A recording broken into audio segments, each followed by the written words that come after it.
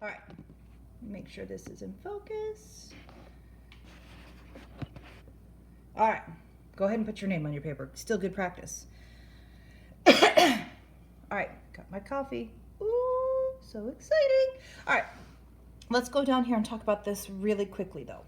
So it says to represent tenths as fractions greater than 1 in decimal numbers. So if you look at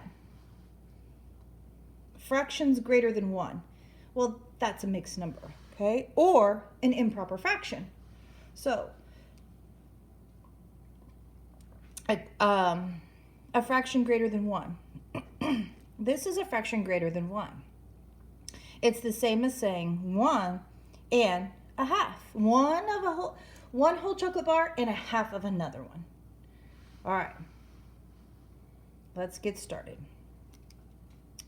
For each length given below, draw a line segment to match.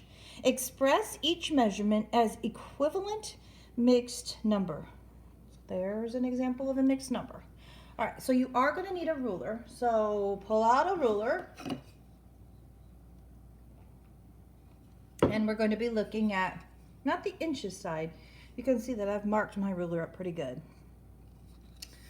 But we're going to be looking at the centimeter side. All right, so this is basically like a number line. And on a number line, well, there's going to be numbers in between the whole numbers. So there's numbers in between 0 and 1, just like what we talked about in our last unit. There are going to be numbers in between 0 and 2. So if you look at the first problem they give you, 2 and 6/10. 2 and 6/10. Well, I know that I'm going to need to draw my line segment from here all the way over to the 2. I'm going to pull it down just a tiny little bit. Okay? I'm going to pull this up. So I know I need from here all the way to 2 holes. But I have a little bit of extra. I don't have 3 whole chocolate bars, but I have pretty close to 3 chocolate bars. I have 6/10. So I'm going to look at my ruler and I'm going to look at this line right here in the middle. It's right in between the 2 and the 3. And what on a number line would be right in between a 2 and a 3? It would be 2 and a half. Well, another way of saying that would be 2 and a half, or 2 and 5/10. But that's not actually my problem. This is my way of processing through how much I really do have. This is not how much I have. I actually have 1 more tenth. So I'm going to draw my line all the way over, just 1 more notch after my halfway mark.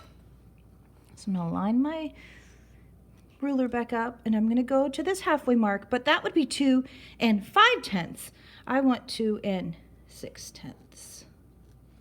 Then it says label it as an equivalent mixed number. So I already know it's 2 and 6/10, but my mixed number would be 2 and 6/10. Okay, let's jump down to the next part. All right, write the following as equivalent decimals.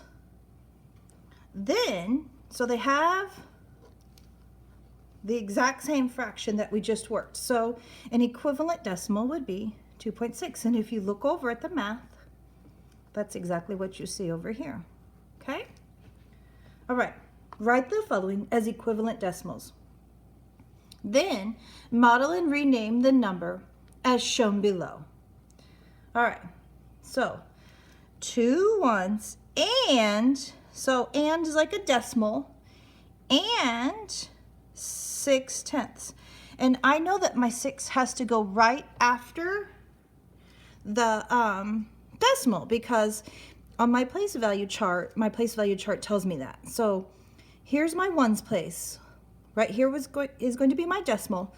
Well, ones to the right of the ones place is the tenths place. Stick out your tongue a little bit because you need a TH at the end of that word. Then to the right of that place would be the hundredths place. Okay? 1/10ths place, 100ths place. All right, so I have 2 whole chocolate bars. So I'm going to shade in this whole chocolate bar. And if you notice, these are cut into tenths. So that's 1 whole chocolate bar, but I actually need 2 whole chocolate bars. So I'm just going to quickly color that one in. All right, this is where it gets tricky. So here's my 2 wholes. Here's where my decimal is going to go. 2 and 6/10. So I only need to color in 6 of these. 1, 2, 3, 4, 5. 1, 2, 3, 4. Oh, looks like I got this one too. All right, and if you notice that I kind of paused a little bit because I knew that I needed 1, 2, 3, 4. I needed 4 not shaded in because 6/10 would mean that 4/10 someone has already eaten. All right, so now this is the picture I need, okay? But then I need to bring up my equivalent decimal and put it right here, 2 and 6/10. All right, so if I flip to the next page, well, the next page is doing the same exact math. 4 1s and 2/10. So that is going to be your decimal, the word and.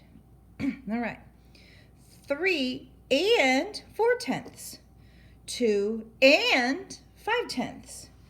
37/10. So, okay, so I know a lot of people are going to look at this improper fraction and panic a little bit. But don't panic. You've got the strategies you need. So, 37/10. I can very quickly turn that into a mixed number. And if you remember, we've already talked about that in our past unit. So, turning an improper fraction into a mixed number is math. Then I can go the opposite direction. I can go from an improper fraction to a mixed number. 37 divided by 10. So when I turn this into a division problem, which it really is, if I turn this into a division problem, well, I know I'm going to need 3. 10 times 3 is 30. Subtract, bring it down, and now I know that I have 3 and 7/10. So 3 and 7/10. Well, how would I turn that into my area model? How many holes do I need? How many parts smaller than a 1 do I need? All right, 4th grade, dive in and save the day.